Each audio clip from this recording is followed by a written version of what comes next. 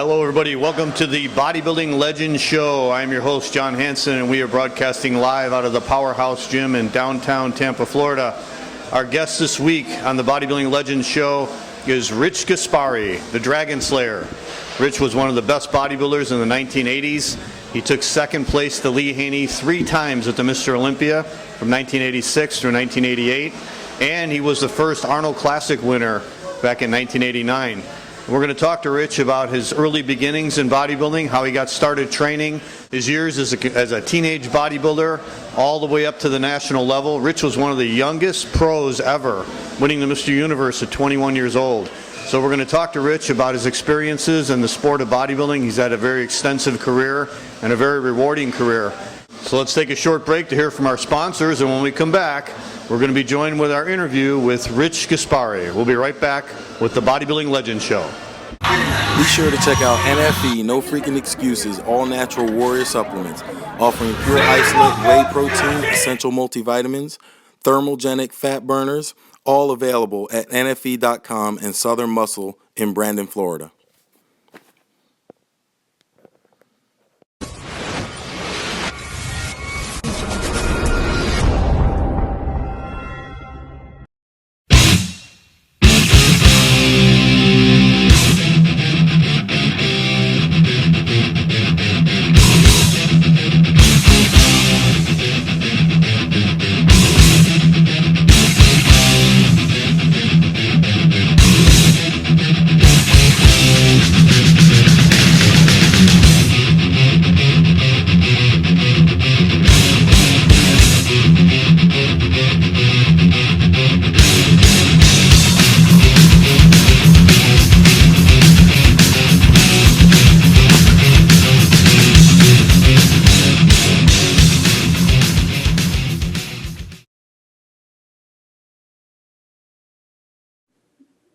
All right, welcome back to the Bodybuilding Legends Show, and my special guest today is the Dragon Slayer himself, Rich Gaspari, calling in from New Jersey.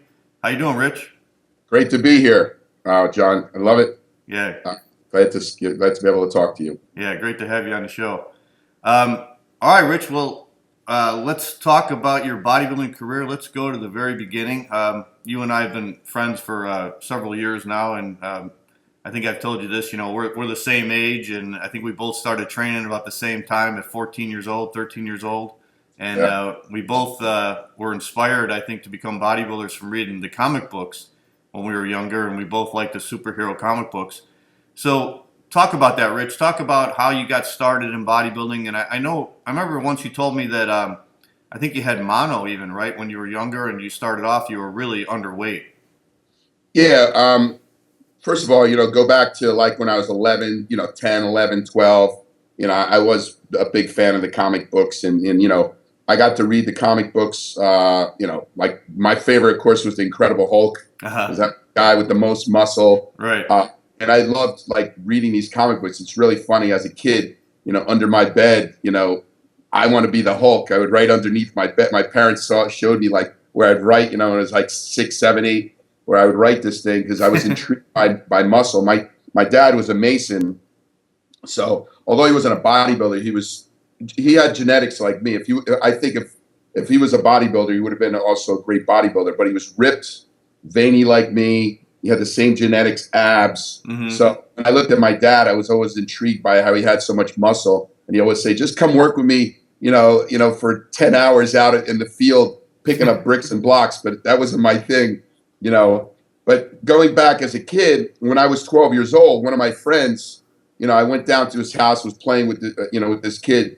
His name was Johnny. I remember Johnny Curtis. Anyways, went to his basement. His dad had a gym set, and there he had stacks of muscle builder magazines. So there were magazines, pictures of Arnold, Robbie Robinson, Lou Ferrigno, Franco Colombo, Dave Draper. So as a kid, I started looking at these magazines. Now I looked at these comic books of these heroes. Now all of a sudden there were real people that looked like that with muscle. Right. And I was just so amazed by these magazines, these muscle builder magazines, these old Joe Weider magazines, that I would come see him, my friend, just to read his magazines. So I would just sit there all day, and he'd be wanting to play, ball, and I'd be, wait a minute, let me just look at this magazine that your dad's got. And I would always try to bring him home, but he would say, "No, my dad will kill you if kill me, if he loses any of his muscle builder magazines."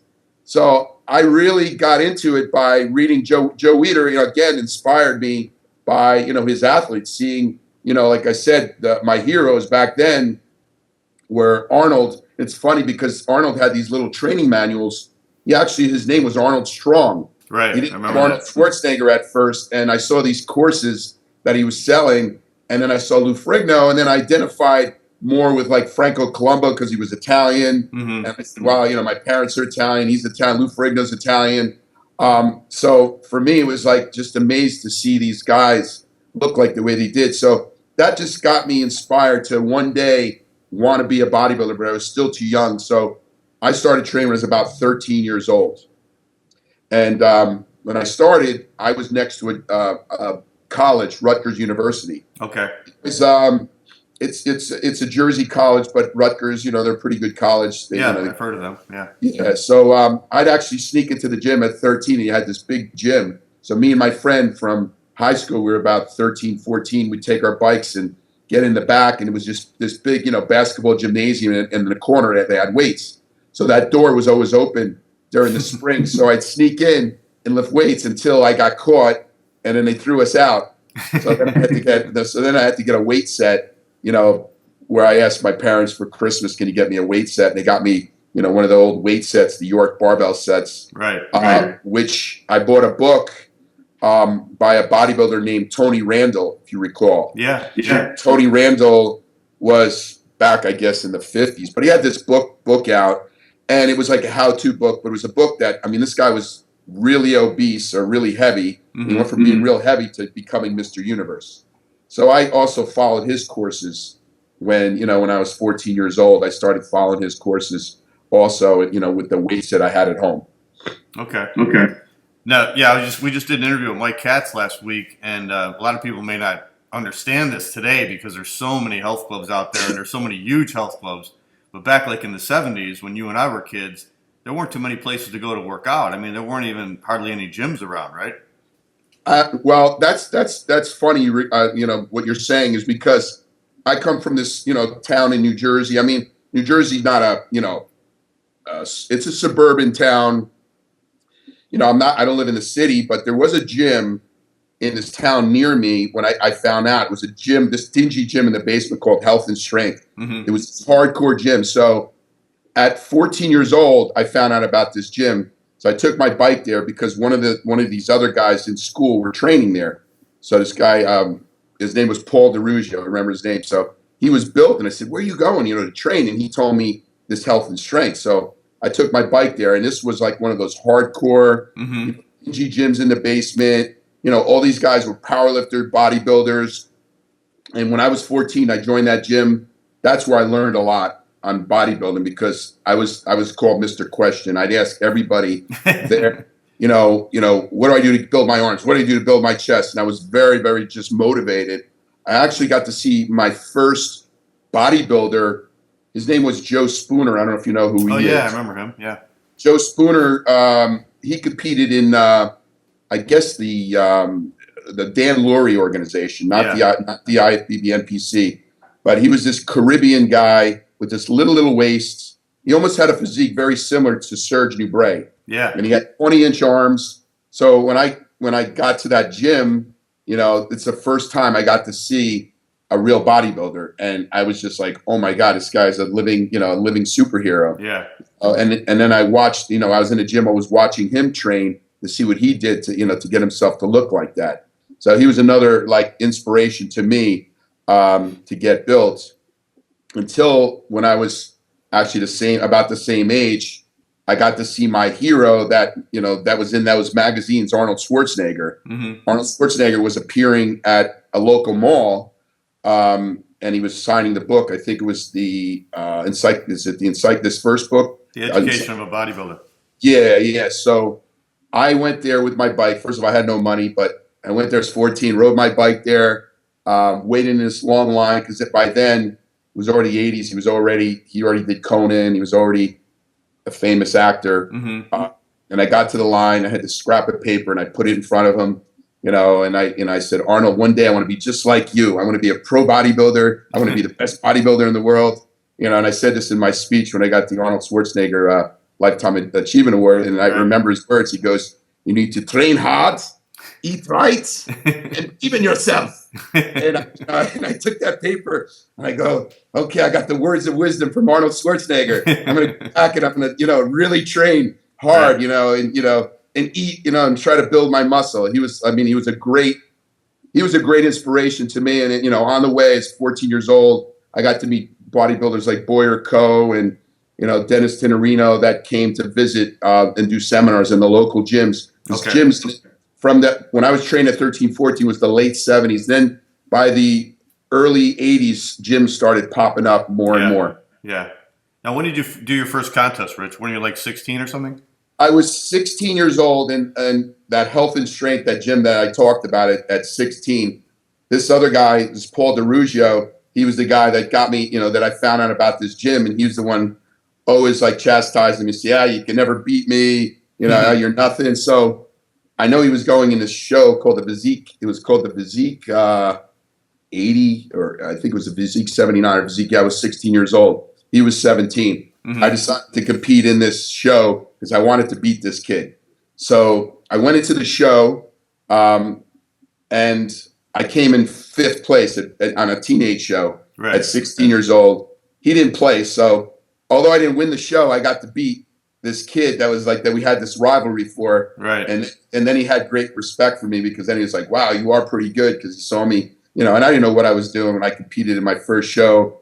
I dieted too strict, went on a very low carb diet. I followed, the diets from the old timers, just straight protein. Right. I felt like crap, and I did this diet, and I go, there must be a better way to do this, because this is hell, just eating protein all day. Right.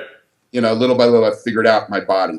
Did you have any tanning stuff on, Rich? I remember the first show I did. I did my first show when I was 16 too, and I remember in the entry form it said no oil, so I thought they meant no tanning. So I went in there in December in Chicago, white as a ghost, at 16 years old, my first show. Actually, our gym was a little evolved, because there were bodybuilders in that gym. Okay. And they got to use what was the stuff that was for vitiligo? It was for people who had skin patches. It was almost like Protan. Like sudden tan or something? No, it was not called sudden tan. I forgot the name of it back then, but it was for people that had an issue with white patches in their skin. Was it Dioderm? Diaderm. I'm sorry, that's Diaderm. So Diaderm was the first tanning product that I used, but it kind of made you look green. Yeah.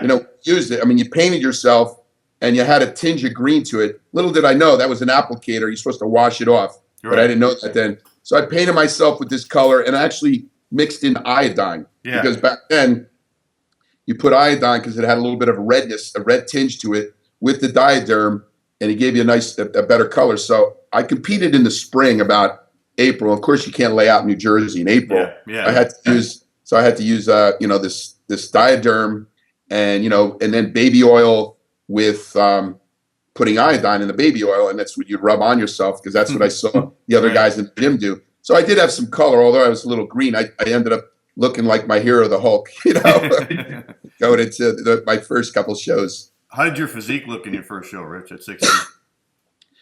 I mean, I had, I went into this show at 16 years old, and I was there to, I was already very competitive. I wanted to win. Of course, I wanted to beat this kid, Paul DeRugio, but, I wanted to win. Then I started thinking, you know what? I could be a good bodybuilder. Because at 16, I was already pretty veiny.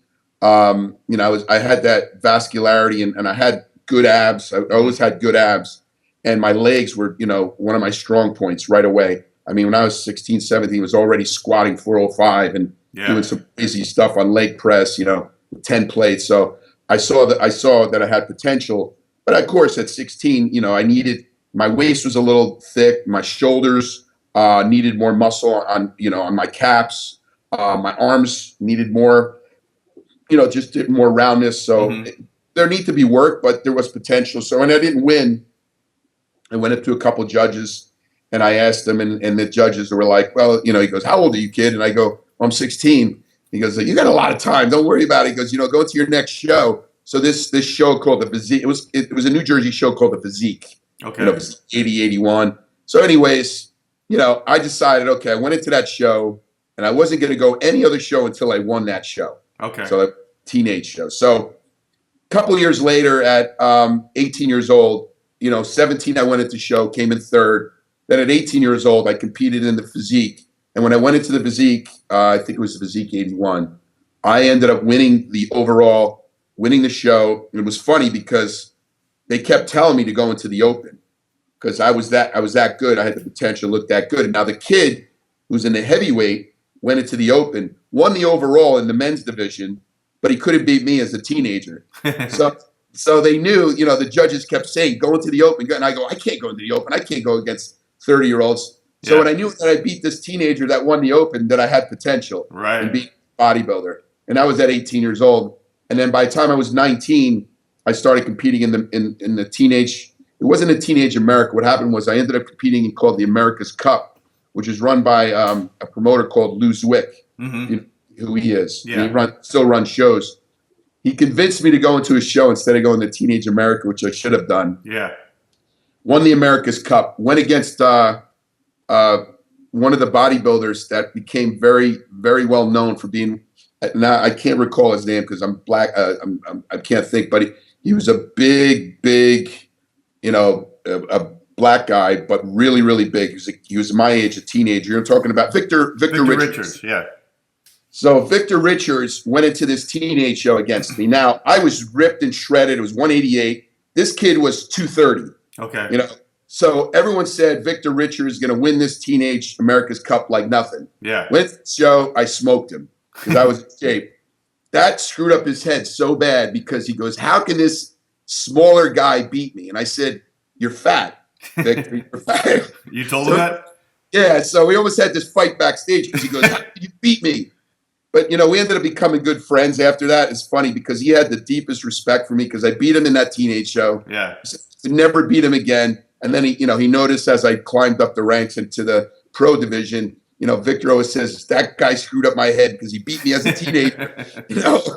So, you know, as a teenager, then I started going into the men's division, the Jersey Cup, regional shows, which I won very easily. Went into the junior nationals, competed against then a well-known, you know, young up-and-comer, David Hawk. Yeah. David Hawk was a favorite to win the junior nationals. And of course, because he was from Pittsburgh, you know, Jim Mannion, he was there and one of the favorites as a light heavy. Yeah, I want to back you up a second, Rich. When you were talking about the teenage, you said you missed the teenage nationals. And I did the Teenage Mr. America in Chicago, and David Hawk did that show, and that was in 82. Were you mad that you didn't go in against him in 82? Because you probably could have beat him, huh? Because I could have beat him because he won the teenage nationals, and I went into that 82 into the America's Cup instead. Right. So you knew of him back then, right? You knew of David back then? He won the Teenage America, and I won the America's Cup, which didn't have as much, you know, notoriety because, you know, he convinced me this was going to be a bigger show. It was in L.A. I went to L.A., and you're right. I got to go against David Hawk now in the junior nationals, which he was favored to win because he won the teenage nationals. Right.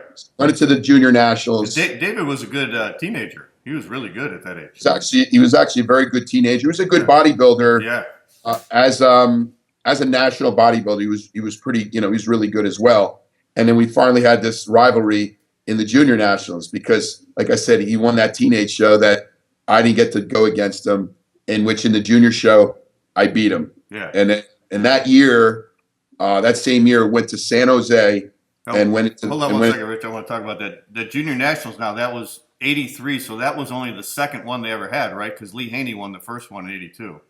Yes, you're right. So that was the second show that they had. And you were only 20 years old, and you're going in a national level show, and you win the overall. I win the overall against David Hawk, who was favored to win that show. Now, what did you weigh at that show, Rich, at the junior nationals? I was around 210, 208, 210 as a heavyweight, 20 years old. Problem with is my physique then, you know, analyzing my pictures, my legs were really big. My waist was a little stocky. I needed more delts. And I like I said, I needed to fix my proportions. I needed to get my shoulders more capped. my waist more streamlined, and I needed to bring down my legs to be a good symmetrical bodybuilder. But you were going on stage at 210 at 20 years old. And a year before, when you said you did the teenage, you were only like 180 something, right? So what did you do in that 1 year to get so much size? Well, when I just said earlier, I didn't know much about dieting. And what I did was I was on a very extremely low carb diet. Mm-hmm. And I actually met up with another well-known trainer who gave me a little bit of tips. I mean, I didn't use him exclusively, but he helped me to get a guy named Bob Gruskin. Oh, yeah. He's a legend in the East Coast, yeah. Yeah, so Bob Gruskin helped a lot of national bodybuilders. So as a teenager, he saw me and he saw what I was doing. I was eating 1,200 calories. He goes, Rich, you're over dieting. That's why you're not big enough. But he goes, you got the potential, but you have to eat. So through Bob Gruskin, he started having me eat, complex carbohydrates, 6 meals a day, right. 1 gram of protein per pound of body weight. So through Bob, he actually, gave me a little bit of, coaching. Although he wasn't really my coach, he kind of helped me a little bit. But he did some photographs of me that we put out. But he's the one who basically helped me to then go from 188, malnourished, to 210. Yeah. In 1 year later, as now a formidable national bodybuilder. What'd you weigh in the off season then, Rich? I ate a little bit too much when I was 20 years old. Yeah. I got as high as 255. Wow, at 20? Yeah, 20 years old. Holy shit, that's crazy. I was, yeah. Well, that's another story I could tell you about when I moved to California with Lee Haney. Yeah. Call me Fat Boy. Yeah, we'll get into that in a minute. Yeah, so I was 255 in the off season because I wanted to get bulk and gain as much size as I can, and then diet back down. But we all did that back then, though, right? Yeah. So that year I won the junior nationals overall. They all pushed me to go into the nationals. Now I thought I wasn't ready, at 20 to go into the nationals, but I decided to go into the nationals. And in that show, it was in San Jose. Decided to go into the show, and that year Bob Paris won. Right. Second place was Rory Littemeyer. Right.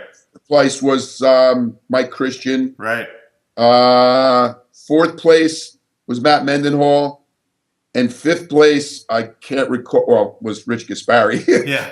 But it was another guy who actually dropped out, and I ended up getting the top 5 Jeff place. Williams, right? Jeff Williams. Jeff Williams. Yeah. Jeff Williams had fifth, but dropped out on the night show, which put me into top 5 in the heavyweights of a very, very tough lineup in the weight division. Now, how cool is that? Because a lot of people may not remember that name, Jeff Williams, but I remember that guy because I remember Weider really liked him, and he was in Muscle Builder, I think it was Muscle Builder or Muscle and Fitness. He was in there every month, remember, leading up to that show. And he was like, here's Jeff Williams' back routine, here's Jeff Williams' chest routine. And then he was, I think, pissed off because he knew he wasn't going to beat Bob Paris or Rory Littlemeyer or Mike Christian. So I read in Muscle Builder that he went to SeaWorld in San Jose. Instead of going to the night show, he went to SeaWorld. Yeah. And then you were originally in 6th, so you would have been out of that top 5. Now at 20 years old, you move into the top 5. Yes. So it was pretty exciting to end up on my first national show getting 5th place in the nationals, but going against legendary national bodybuilders. When, I read the magazines, I read about Rory Littemeyer, I read about Jeff Williams, I read about, Mike Christian. They were all being talked about. And I was this unknown kid from New Jersey slipping into the top 5 because Jeff Williams decides to, not go into the show. Goes to SeaWorld. So now, what did you feel, Rich, with going up against those guys? I know you had a lot of confidence and you were really competitive, but I mean, being 20 years old, traveling from New Jersey to California, I mean, that had to be intimidating, huh? I was a very confident kid. I went in because I was winning all these shows. I was going into the nationals to be a winner. And it was intimidating because it was going to be the first time that I got to travel. So I've never really went anywhere. Yeah. And now I'm playing going 5 hours to the West Coast. Although I went to compete in that America's Cup, beating, like I said, in that show, Victor Richards. I felt really good that it's not just about size, it's about conditioning. Yeah. And I still had, good conditioning going into, that national show and potential. So I did have confidence, but when I went there and I took, my stuff off and I got to see, Rory Littlemeyer, and then I saw Bob Paris, and then I was like, wow, these guys are really good. Yeah. So I was a little bit intimidated, but I still went in there and gave my best that I could.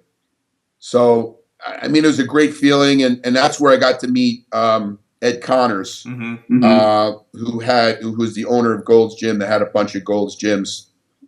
He came up to me and said, hey, you looked really good. Would you be consider moving out to LA and running one of my gyms, in the Valley? We're going to open up a gym in, it was then Reseda.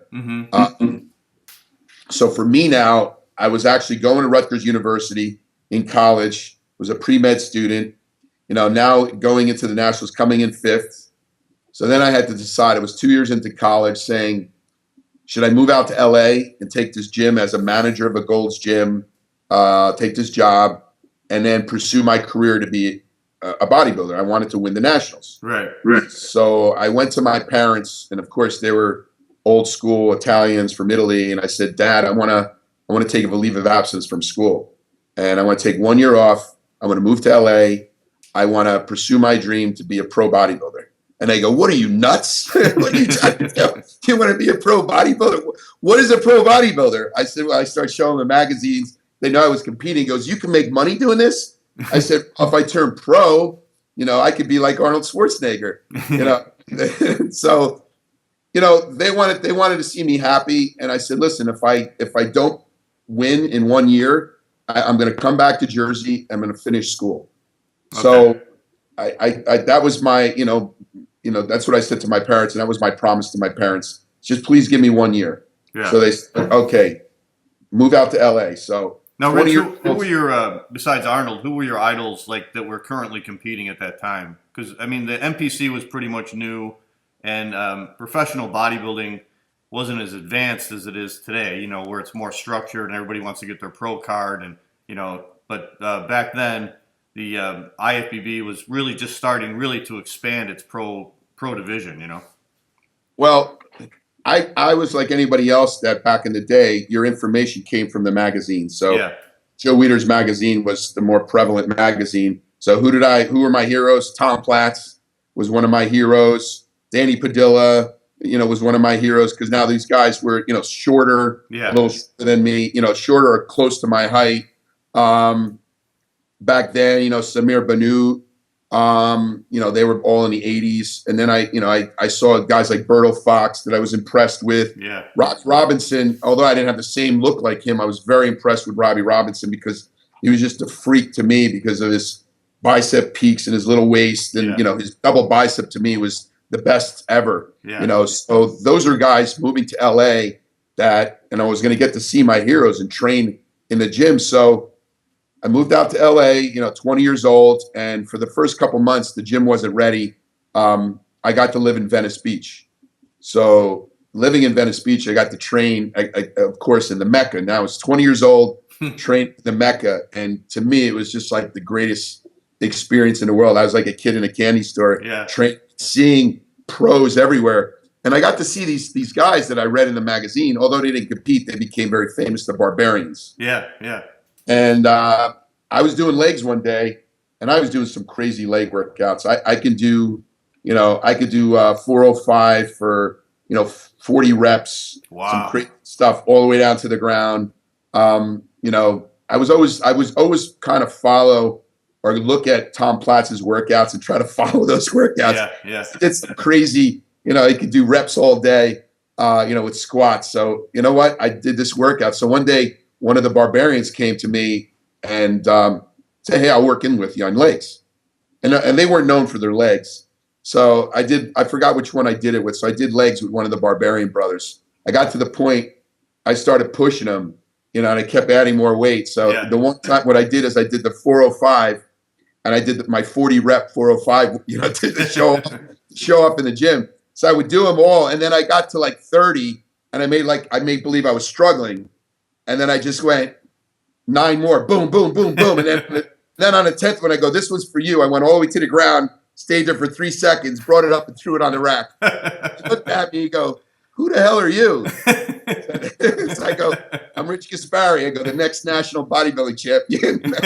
So I already had that cockiness to me when I was that age, because he was like, wow. He goes, you just did. And he ended up throwing up. Did he really? Yeah. How heavy could you go on squats, Rich? What was your heaviest weight? My best squat was for 2 reps was 785. Holy shit! Wow, that's crazy. Very strong. But I had to stop. It's funny when we talk about squats. I got to LA and I loved showing off that I could do so much squats. Yeah. I got to LA, I stopped doing squats for a whole year. I stopped doing heavy legs for a whole year because now I needed to hone down my legs and build up my upper body more, build up my shoulders, widen my back, streamline my waist, and get my legs, because they were already big enough, just better shape to go into the nationals. And where did you get that idea, Rich? Because I remember when you did that, because I remember you were sort of like a little bit blocky when you went in '83 at the nationals and the junior nationals, and then you made that decision to go down from heavyweight to light heavyweight. Did you come up with that idea yourself, or did somebody advise you to do that? I did look at my pictures and I did assess, my physique, saying this is what I need to do. Yeah. And then I needed to, although I love doing legs, bodybuilding is not about just training your favorite body part, but building your body properly. So I was like, listen to Arnold, and what he would say is like, build your weaker body parts, not your stronger body parts. Right. So I kind of like went on my own, although I had other people tell me, you're a little blocky, you need to bring your waist down, you're not going to be a good national bodybuilder. And I always wanted to, all these people that were saying I couldn't do it, I wanted to show that I could. Yeah. So I kind of figured it out myself to do this. And that's when I got to finally work in the gym and got to meet somebody who watched me train so hard and said, I want you to be my training partner. And that was Lee Haney. Wow. Yeah, I was going to say, you had to attract a lot of attention training with that kind of intensity and that kind of weight, even from the pros, right? Pros were so impressed with me. Berto Fox was impressed with me. Really? Berto was known for being really strong. And when it came to, my bench was 520. I can handle 150, 160-pound dumbbells on presses. Wow. I came from that little hardcore gym. Health and Strength was a powerlifting gym. So they really taught me about lifting heavy. But when I got to meet Lee Haney, he watched me train and he goes, "You're sick. He goes, you're so intense." He goes, I gotta like hone you down and teach you to be a bodybuilder. Oh, really? So when I trained with him, I was lifting heavy weights and I had kind of a jerky form, and I started watching Lee train, and I was amazed by Lee's physique. Remember, he didn't win the Mr. Olympia. He won the nationals. He just placed third. I got to meet him when he placed third in his first Mr. Olympia. Right. So I got to see this guy, and this guy wants me to be his training partner. Unbelievable. And I was like, I'll do it. Yeah, I love it. I want to be your training partner. And I got to just watch him train and learn from him. Everything with him was like he always used to say, stimulate, don't annihilate. Right. He would train a muscle, really squeeze his muscle, squeeze his chest. And he was strong. When there was times that I watched him do bench, he wouldn't bench that much. But then when he wanted to show off, he would do 4 plates and rep it out just on bench presses. So he was strong, but he didn't necessarily always push strength. He always pushed the feel on the lifts and squeezing the weight and working the muscle. And that's when I started switching around my training, And another thing is, when he looked at me, he saw me. He said, "Are you a power lifter?" I go, "No, I'm a bodybuilder." He goes, "Well, you're really fat." He goes, "If you want to be a bodybuilder, you don't need to stay that fat." I said, "Well, I'm bulking up." He goes, That's crap." He goes, "You're a fat boy." He goes, "Stop eating crap and start eating right." And you know what? I started listening to him. And, I always say thank you, Lee, because, he taught me a lot just to get my body, in sync and learn my body. So I started eating better, started training the way he said is training the muscle to failure, feeling the muscle. Mm-hmm. So the body parts that I needed to bring up, like my shoulders or my back, I always had a great chest, my arms. I started training those body parts with Lee and really getting them to come up. Now, Lee had weaker legs and weaker calves. So for me, I trained Lee to get his calves up, train his legs hard. So him and I really worked well together. And I was the type of guy, I'm going to say cocky. I was very confident. So a lot of people would be intimidated training with Lee.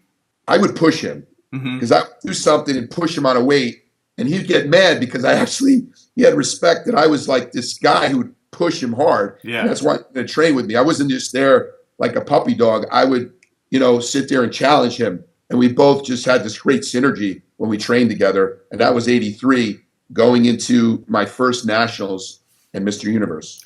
Now, did you guys train like 6 days a week? How were you training back then, Rich? We were training 6 days a week, 3 on, 1 off, 3 on, 1 off. And then when we got close to the show, it was 6 days straight, twice a day. Twice a day, Training body parts twice a week. Okay. It was old school Arnold training. And that's what we did when we started getting ready for the show. Getting off track just a little bit, what do you think about the way a lot of bodybuilders train today? Because I come from the same era as you do, and I remember how hard everybody trained back then in the 80s because they had all these little hardcore gyms, and it was like everybody in the gym, whether they were training for a show or not, everybody was training hardcore. I have respect for the bodybuilders today because maybe we did overtrain because I see top pros now training their body part once a week. Yeah.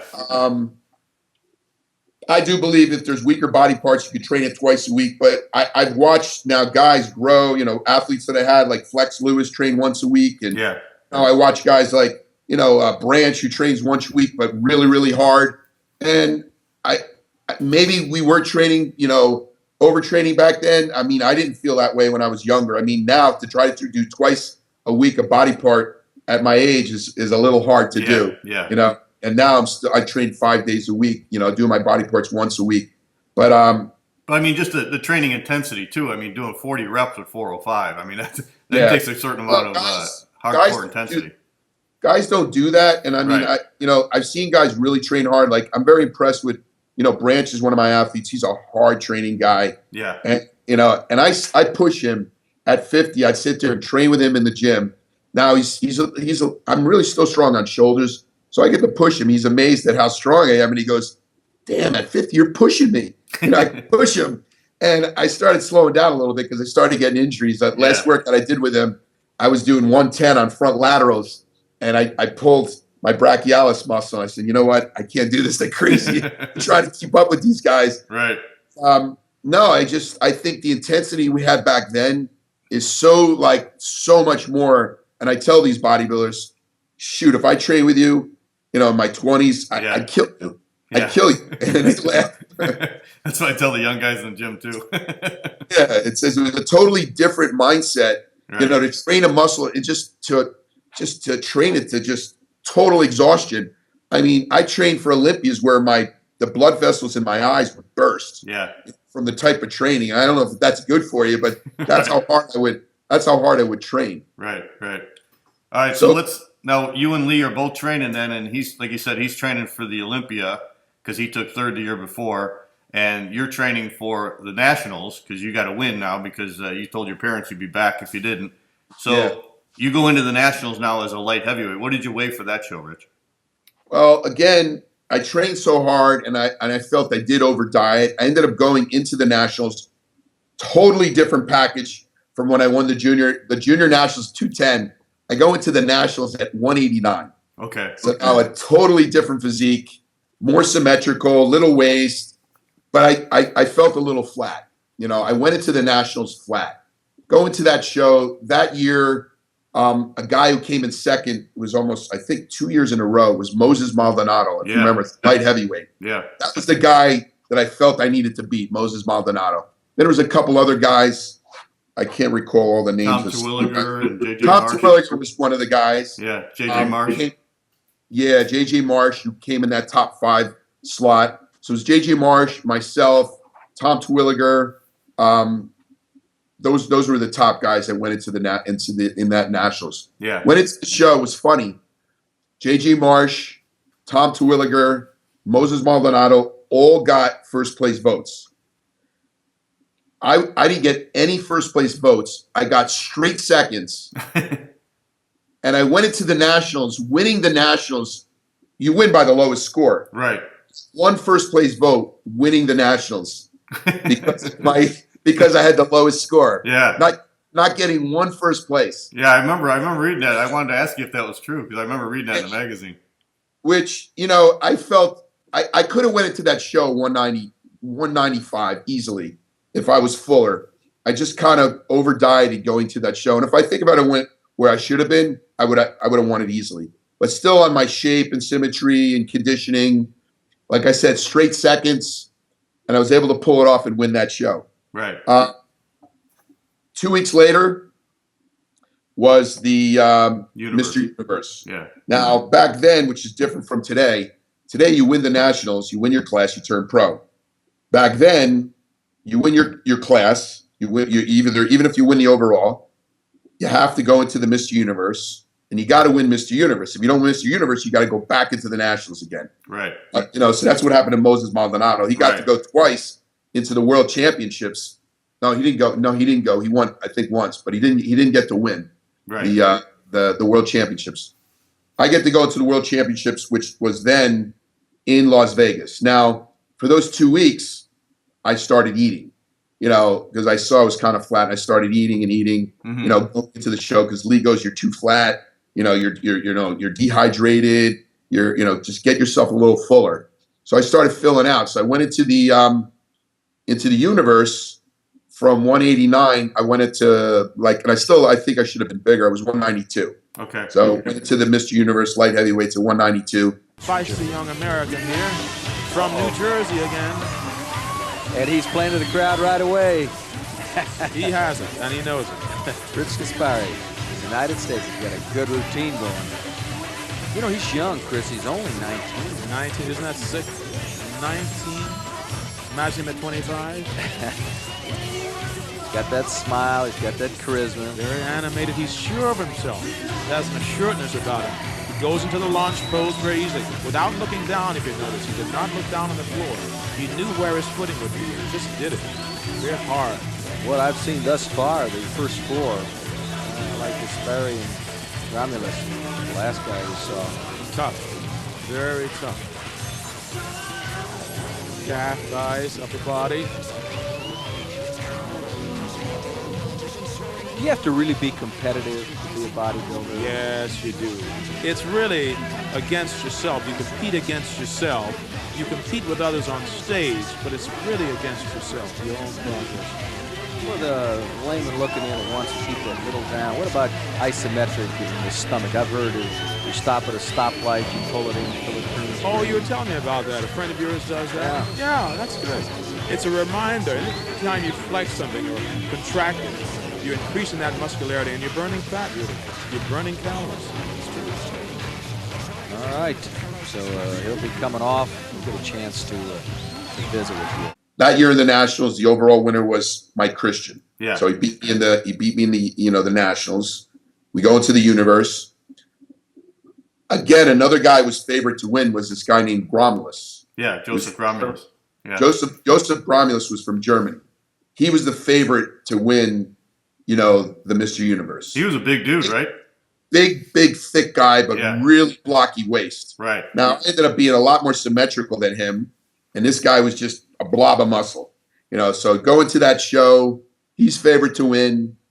In the end, I end up winning, by a slight hair. I end up winning the Mr. Universe. Yeah. All right, who's it going to be? And here they are together, the last two. Who made it? In second place, winning the silver medal from Germany, Josef Grolmus. That tells it. Well, you could flip a coin on that one. They were very, very close. Very close. There's a very happy youngster, 19 years of age. Oh, what a future. What a future indeed. So Gromulus from Germany, who looks very, very good. Ladies and gentlemen, Josef second. Grolmus is smiling for his second place. Give him a hand. Good sportsmanship. There can only be one winner. And here is our world light heavyweight bodybuilding champion, Mr. Universe 1984, from USA, Rich Gaspari. I've just been informed that Rich Gaspari just pulled this out the last few seconds. in And the the pose awards down are because presented he was second going into by this final Joe round. and Ben Chris, Wheeler it's and interesting. Alan We are in the Dalton, United president States, but there's of only the Wheeler one Enterprises. American judge. Upwards to 60 countries are represented. So it is not like being on the home board. At the night show and beating Gromulus, which pissed off the German judge, a good friend with Arnold. Albert Busak. Albert Busak was the judge. Yeah. And, it's funny now, we're best of friends, and he has the greatest respect for me. He goes, Right. You know what? I'm glad you won because you continued on. Gromulus, didn't go anywhere. And although I wanted Gromulus to win, you were the true champion that ended up becoming one of the best bodybuilders in the world. But, it was just then I realized, oh my God, I'm a pro bodybuilder now. Yeah. I won the Mr. Universe. I was Mr. Universe now, and I kept saying, wow, I'm Mr. Universe, and it was just cool. It was a cool feeling, to then be this different bodybuilder. Well, I turned pro. That universe too, Rich, that was cool because it was covered by ESPN, and I mean they did a huge. I think it was a 2-hour broadcast, right? And Chris Dickerson was the MC or the interviewer. He interviewed you backstage.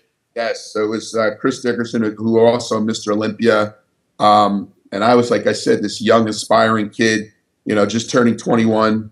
Rich, did your routine go the way you hoped it would? Yeah, I did pretty good. I remembered everything. I may have just done a little bit of a flow, but I don't think they noticed. Yeah. Did you get a cramp up there? No, not really. No. You look very good. You're Thank definitely you. in the runner's circle. Okay. See what happens later, Rich. Okay. Good. Thank you. And to me, it was just this unbelievable experience to now become this pro. I got to meet Lou Ferrigno, my hero. He was backstage. I said, wow, you're really good. It was just a really cool feeling then, winning that show and realizing, wow, you know what? I'm pro. So I also want to mention one other thing, Rich. I don't want to interrupt you, but people may not realize at 21 years old, winning the universe and turning pro, not only turning pro, but winning the Mr. Universe at 21, I think that record was set by, Lou Ferrigno, who also won it at 21. And you and him are the youngest, IFBB Mr. Universe winners, as far as I know. yes. Yeah. But that's one of the things when he was backstage, he goes, I won Mr. Universe at 21 and now you're, now you put in my footsteps. And that's some stuff we were talking about. So yeah, that's true. The only thing he said a difference because he goes, I won the overall. You didn't win the overall. I did, at 21. What'd you think of Mike Christian back then, Rich? Mike Christian, I thought, he was very impressive. When you look at him, his shoulders and his back, his back was so lumpy. Yeah. Amazing upper body. Yeah. I felt I had him because he had, weaker legs. His legs were always his weak point. Yeah. But when you look at his upper body, he should have been Mr. Olympia. If he had legs, he could have probably beaten Lee Haney on his physique alone. I think also, I had this mentality, this winning mentality, and a very just positive. I went into shows always positive. Mike, I think you could play with his head a little bit. Yeah. When it's shows, I can always play with his head a little bit more. Yeah. Although I thought he was great, I'd have to try to psych him out, and going into shows because Did you think he deserved the Nationals that year? I think he did. Yeah. I think he did. He looked at his best, thick. His back was thick, his upper body was thick. I forgot who came second against him in that. Barry DeMay. Barry DeMay. right? Yeah. No, not in the Nationals. Barry DeMay was not. Barry DeMay came second in the universe. Matt Mendenhall. Matt Mendenhall again came second. I think it was his third second. Or second. Yeah. Lee Haney and won against and never turned pro. But yeah, I felt he did deserve it. He became a formidable pro as well. Moving forward as a pro. But I went back home. They had this big celebration in this town that I was from. So you moved back to New Jersey then after that, huh? After I won, I decided to move back home. Now, what was exciting about it is I didn't go back to school, but I pursued my career as a pro bodybuilder. Okay. Now, what did that mean? I ended up getting a lot of calls right away for seminars, guest posings. So right away, I showed my parents, I'm making money. Let me ride this wave and let me see what kind of money I can make.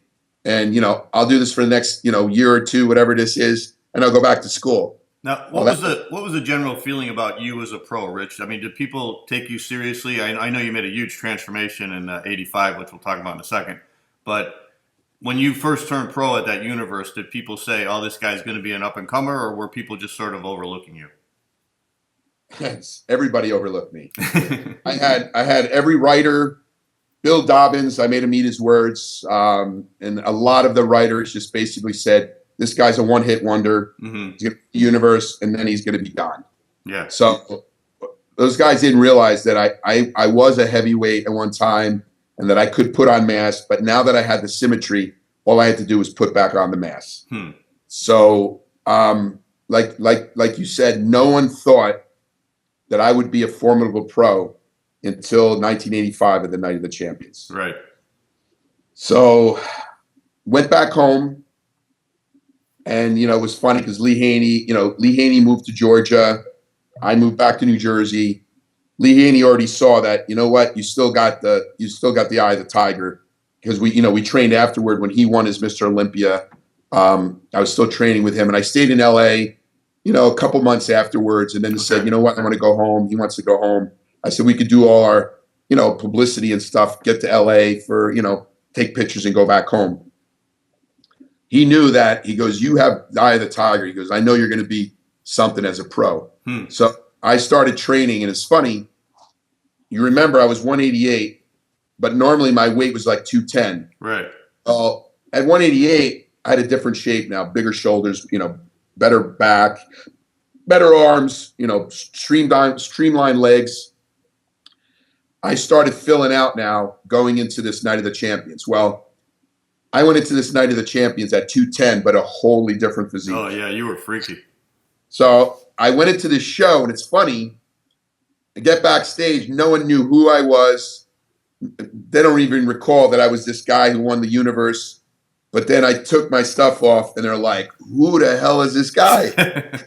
And they go, that's the guy who won the Nationals at 188. How the hell did he go to 110, 210? Yeah. And that good? And it was Albert Beckles that was in that show that was favored to win. Tony Pearson was in the show. Mike Christian. Bob Birdsong. Yeah.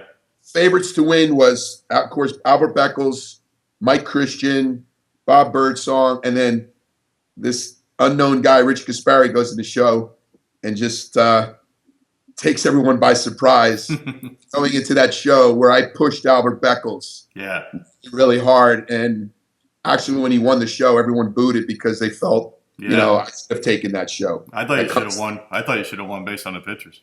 Yeah. So I came in big, hard, ripped, thick, separated.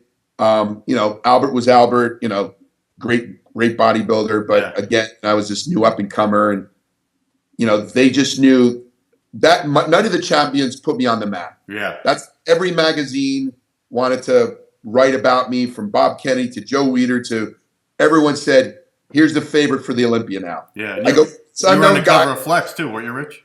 I was on the cover of Flex, the cover of Muscle and Fitness, the cover of Muscle Mag. Now all of a sudden becoming from this unknown to becoming one of the favorites for the Mr. Olympia a year later. Yeah. Which was just mind-boggling. Wow. What did Mike Christian feel when you beat him at that? Because he had to feel like he was ahead of you at the Nationals, and then 6 months later, you kill him. I think it just killed him because he just couldn't understand, how did this guy who I beat easily in the Nationals now is beating me? Yeah. It really it just messed up his head that I came out of nowhere to beat this guy. So we had a rival, as you know, we had a rivalry as well. Yeah. I had the Lee Labrada rivalry, but we also had the Mike Christian rivalry. Yeah. Going to my first Olympia in Brussels, Belgium, and going into that show, ended up coming top 3 in my first Mr. Olympia at 22 years old. Wow. That's amazing. Well, Rich, let's take a commercial break. And when we come back, we're going to talk about that Olympia, and then we're going to talk about some of your other Olympia escapades against Lee Haney.